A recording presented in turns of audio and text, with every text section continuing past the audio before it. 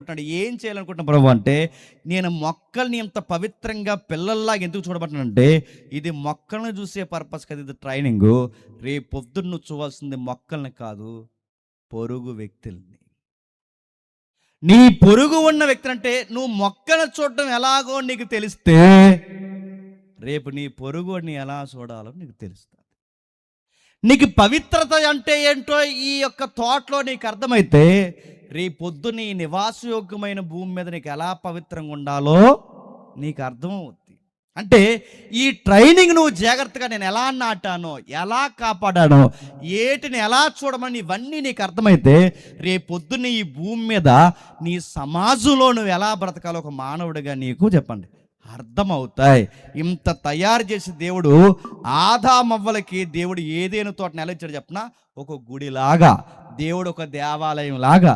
అంటే భూమిని దేవుడు ఎలా చూడాలనుకున్నాడంటే ఒక దేవాలయం లాగా, ఒక గుడిలాగా, దేవుడి నివాస స్థలం లాగా ఈ భూగోళాలను చూడాలని ఆదాముకి ఏదైనా తోటలన్నీ నేర్పిస్తే, ఆదాము ఏం చేశాడు తెలుసా, గుడిలో దేవుడు ఉండాల్సింది పోయి మొత్తం దెయ్యాల వాతావరణం తయారు చేశాడు.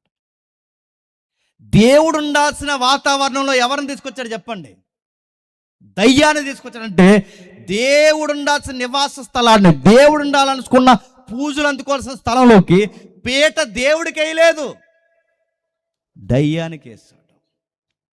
అక్కడి నుంచి దయ్యంగాడి సమాజంలోకి వచ్చాడు. పచ్చని తోట పాడైంది, పచ్చని భూమి పాడైంది, పచ్చని వాతావరణం పాడైంది, పొరుగోడు మధ్య ప్రేమ పాడైంది. చివరికి మొదటి కుటుంబంలోనే ఏం జరిగిందంటే, అసూయ చేత అన్నయ్య తమ్ముడిని చంపేశాడు. అసలు తోటని భూమిని ఎంత బాగా దేవుడు చూడాలనుకున్నాడో, దానికి విరుద్ధమైన వాతావరణం భూగోళం మీద స్టార్ట్ అయిపోయింది.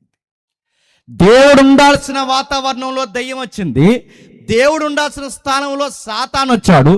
దేవుడు ఉండాల్సిన పూజలు అందుకోవాల్సిన పరిస్థితుల్లో సాతాను గడికి హారతలు అందించడం మొదలుపెట్టారు. ఆ పాపానికి ఎప్పుడైతే వీళ్ళు నాంది పలికారో, వీళ్ళు నాంది పలికిన తర్వాత మనకు తెలుస్తున్న అర్థం ఏంటో తెలుసా, సహోదరుల మధ్య పడ్డం పోయింది, భార్య భర్తల మధ్య సఖ్యత పోయింది. నేను అడుగుతున్నాను, భార్య భర్తల మధ్య సఖ్యపోయింది. నువ్వు ఎలా అయిపోద్దంటే, అవ్వ కుటుంబం చెప్పాడు, నీ కుటుంబం ఎలా అవుతుందో తెలుసా, ఇదిగో నువ్వు ప్రయాసపడతావు, వేదన చెందుతావు, నీ భర్త నీకు వాంఛ కలిగి ఉంటుంది, కానీ నీ భర్త నిన్ను పట్టించుకోడు. సహోదరులుగా కలిసి ఉండండి అంటే తమ్ముడిని చూడలేకపోయాడట ఈడు పెద్దోడు. ఎలా ఉండే వాతావరణం ఎలా మారిపోయింది మీరు చూడండి. మొదటి కుటుంబంలోనే ఎడమొఖం పెడమొఖం, మొదటి